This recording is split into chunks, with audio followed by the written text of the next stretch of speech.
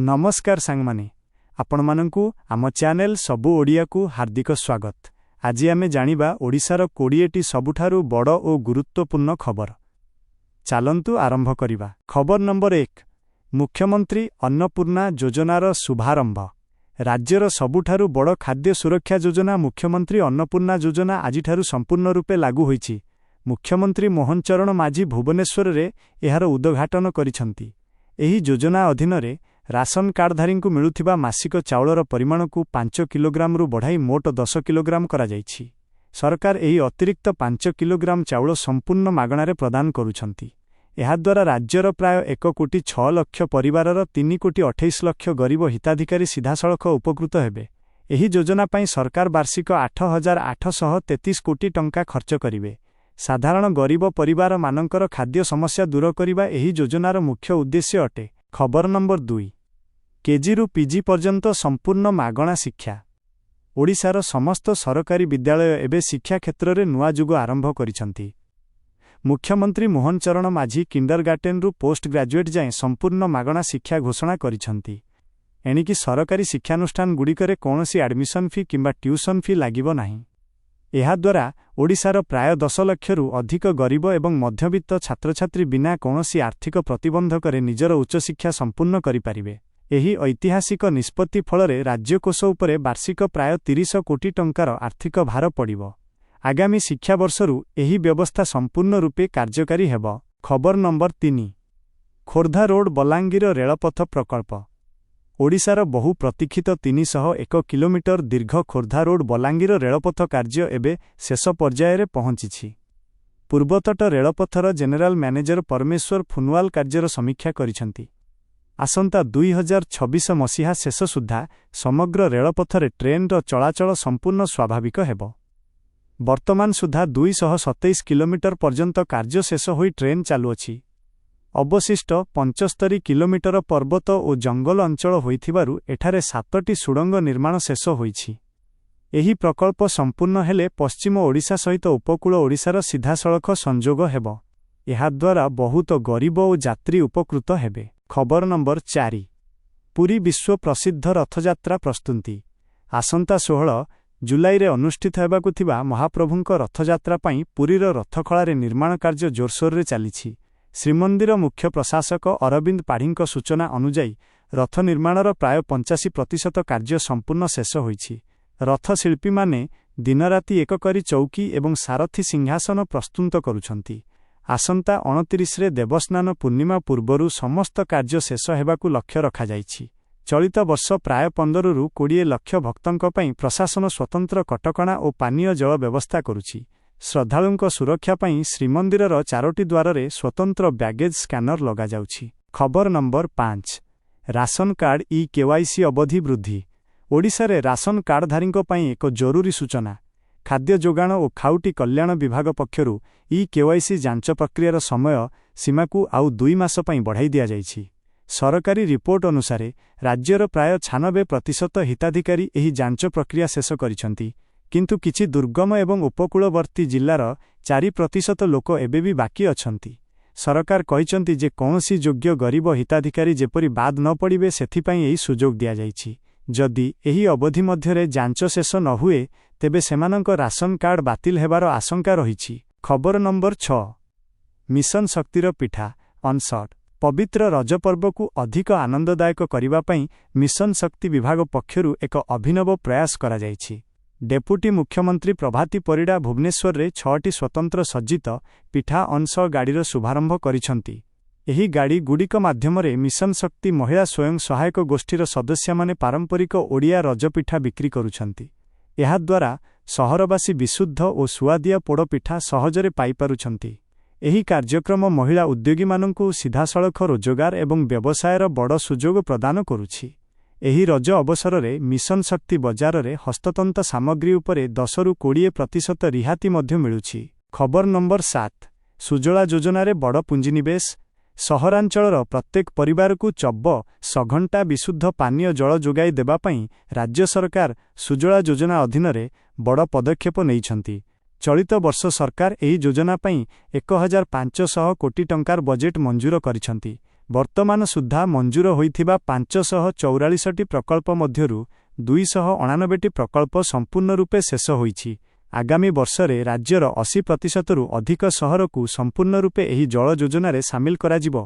ଅନାବଶ୍ୟକ କାର୍ଯ୍ୟରେ ପାନୀୟ ଜଳ ନଷ୍ଟ ନ କରିବାକୁ ସ୍ୱତନ୍ତ୍ର ପଦାଧିକାରୀ ଉଷାପାଢ଼ୀ ଜନସାଧାରଣଙ୍କୁ ନିବେଦନ କରିଛନ୍ତି।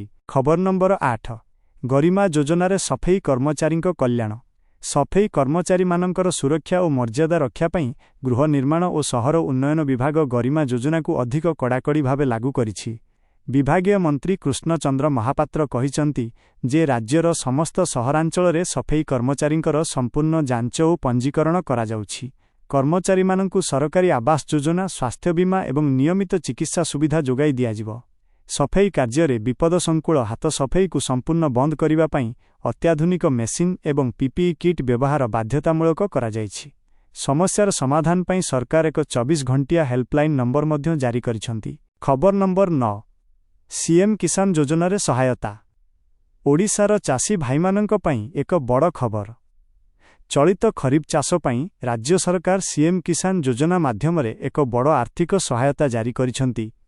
ମୁଖ୍ୟମନ୍ତ୍ରୀ ମୋହନ ଚରଣ ମାଝୀ ରାଜ୍ୟର ପ୍ରାୟ 41,68,000 ଚାଷୀଙ୍କ ଆକାଉଣ୍ଟକୁ 838,48,00,000 ଟଙ୍କାର ସହାୟତା ରାଶି ସିଧାସଳଖ ଡିବିଟି ମାଧ୍ୟମରେ ପଠାଇଛନ୍ତି। ଏଥିରେ 40 ଲକ୍ଷରୁ ଅଧିକ କ୍ଷୁଦ୍ର ଚାଷୀ ଏବଂ 41,000ରୁ ଅଧିକ ଭୂମିହୀନ କୃଷି ପରିବାର ଉପକୃତ ହେବେ। ଚାଷୀମାନେ ଏହି ଅର୍ଥ ବ୍ୟବହାର କରି ବିହନ ଏବଂ ସାର କିଣିବାରେ ସଫଳ ହେଉଛନ୍ତି।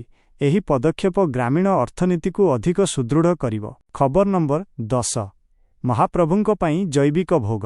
ଚଳିତ ରଥଯାତ୍ରା ସମୟରେ ପୁରୀ ଶ୍ରୀମନ୍ଦିରରେ ମହାପ୍ରସାଦ ଓ କୋଠଭୋଗରମାନଙ୍କୁ ନେଇ ସରକାର ଏକ ବଡ଼ ନିଷ୍ପତ୍ତି ନେଇଛନ୍ତି। ଏଥର ରଥଯାତ୍ରା ଅବସରରେ ଶ୍ରୀମନ୍ଦିରରେ କୋଠଭୋଗ ପାଇଁ ସମ୍ପୂର୍ଣ୍ଣ ଜୈବିକ ଧାନରୁ ପ୍ରସ୍ତୁତ ଚାଉଳ ବ୍ୟବହାର କରାଯିବ।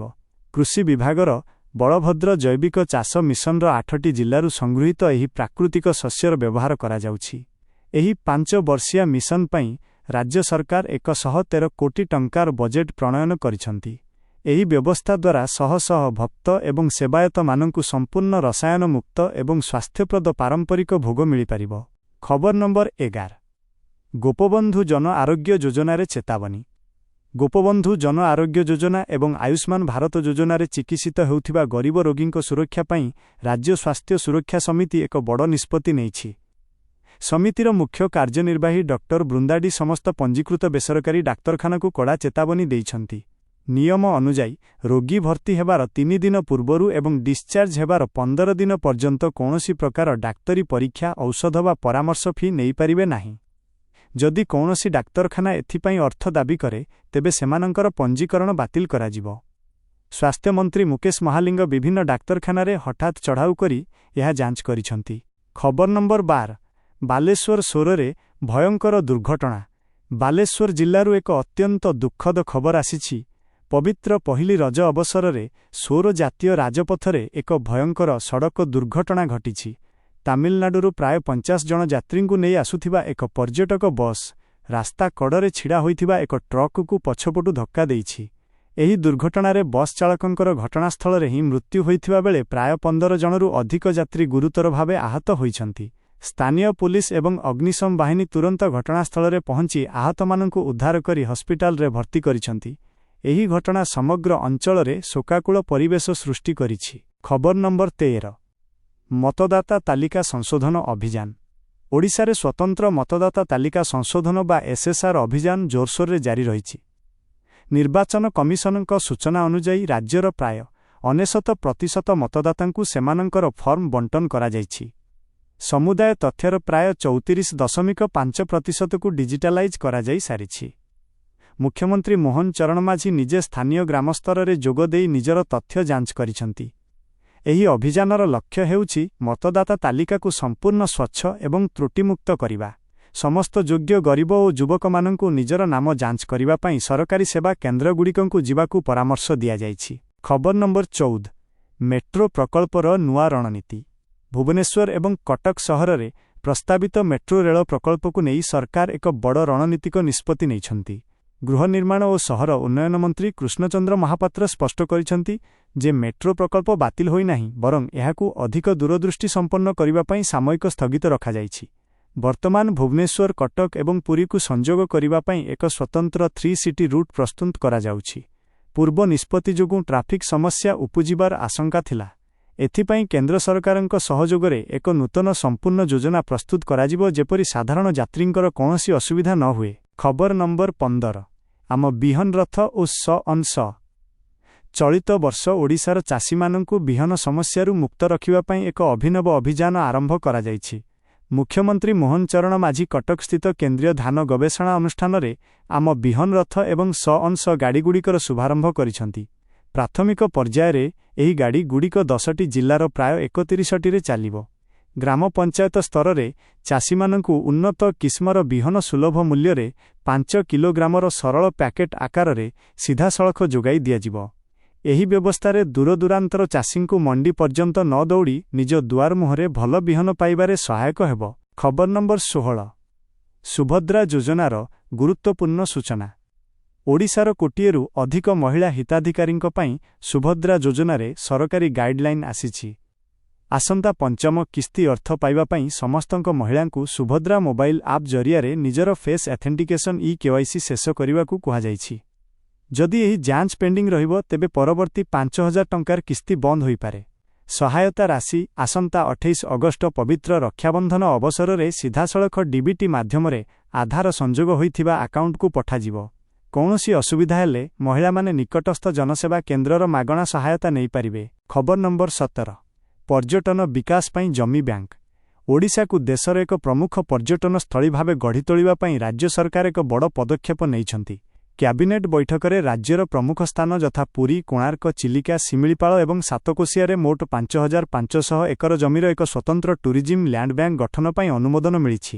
ଏହି ଜମିଗୁଡ଼ିକରେ ଆଗାମୀ ଦିନରେ ବିଶ୍ୱସ୍ତରୀୟ ହୋଟେଲ ଏବଂ ରିସୋର୍ଟ ନିର୍ମାଣ କରାଯିବ। ଏହି ବ୍ୟବସ୍ଥା ଦ୍ୱାରା ରାଜ୍ୟର ପର୍ଯ୍ୟଟନ ଶିଳ୍ପ ଅଧିକ ସକ୍ରିୟ ହେବ ଏବଂ ସ୍ଥାନୀୟ ଯୁବକମାନଙ୍କ ପାଇଁ ହଜାର ହଜାର ନୂତନ କର୍ମସଂସ୍ଥାନ ଓ ରୋଜଗାର ସୃଷ୍ଟି ହେବ।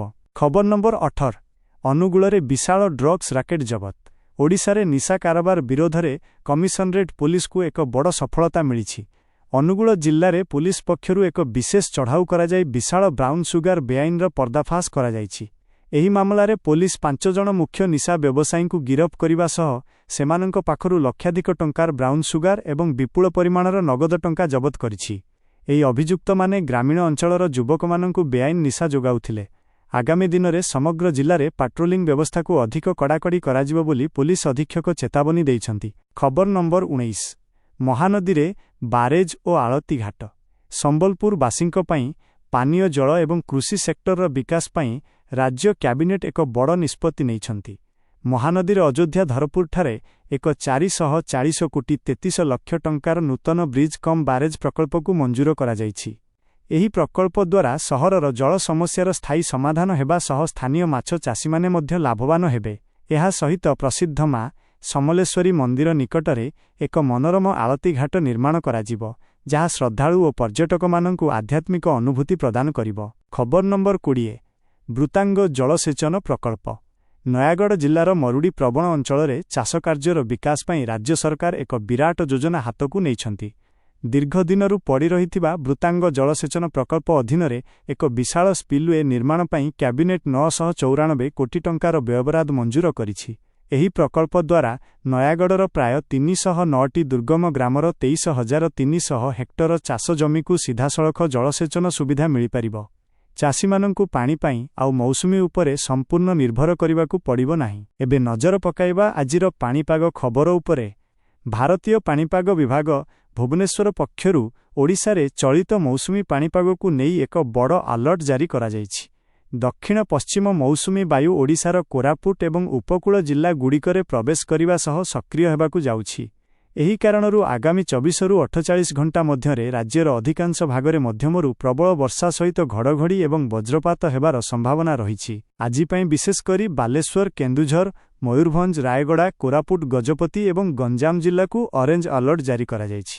ଏହି ଅଞ୍ଚଳରେ ଘଣ୍ଟା ପ୍ରତି 50ରୁ 60 କିଲୋମିଟର ବେଗରେ ପ୍ରବଳ ପବନ ବହିବ। ଝଡ଼ ସମୟରେ ବାହାରକୁ ନ ଯିବାକୁ ଏବଂ ସୁରକ୍ଷିତ ସ୍ଥାନରେ ଆଶ୍ରୟ ନେବାକୁ ପରାମର୍ଶ ଦିଆଯାଇଛି। ଅନ୍ୟପଟେ ଉପକୂଳବର୍ତ୍ତୀ ଜିଲ୍ଲାଗୁଡ଼ିକରେ ତାପମାତ୍ରା 35ରୁ 37 ଡିଗ୍ରୀ ସେଲସିୟସ୍ ମଧ୍ୟରେ ରହିବ। କିନ୍ତୁ ବାୟୁରେ ଆର୍ଦ୍ରତାର ପରିମାଣ ବହୁତ ଅଧିକ ଥିବାରୁ ପ୍ରକୃତ ଗରମ 44ରୁ 45 ଡିଗ୍ରୀ ସେଲ୍ସିୟସ୍ ଭଳି ଅନୁଭୂତ ହେବ, ଯାହା ଅତ୍ୟନ୍ତ କଷ୍ଟଦାୟକ ହୋଇପାରେ। ସମୁଦ୍ର ଅଶାନ୍ତ ଥିବାରୁ ମାଛ ଧରାଳୀମାନଙ୍କୁ ସମୁଦ୍ର ମଧ୍ୟକୁ ନ ଯିବାକୁ କଡ଼ା ଚେତାବନୀ ଦିଆଯାଇଛି। ତେବେ ସାଙ୍ଗମାନେ, ଏହା ଥିଲା ଆଜିର ଓଡ଼ିଶାର 20ଟି ପ୍ରମୁଖ ଖବର। ଆପଣଙ୍କୁ କେଉଁ ଖବରଟି ସବୁଠାରୁ ଗୁରୁତ୍ୱପୂର୍ଣ୍ଣ ଲାଗିଲା କମେଣ୍ଟରେ ନିଶ୍ଚୟ ଜଣାନ୍ତୁ। ଭିଡିଓଟି ଭଲ ଲାଗିଥିଲେ ଲାଇକ୍ କରନ୍ତୁ, ସେୟାର କରନ୍ତୁ ଏବଂ ସବୁ ଓଡ଼ିଆ ଚ୍ୟାନେଲକୁ ସବସ୍କ୍ରାଇବ୍ କରନ୍ତୁ। ଜୟ ଜଗନ୍ନାଥ।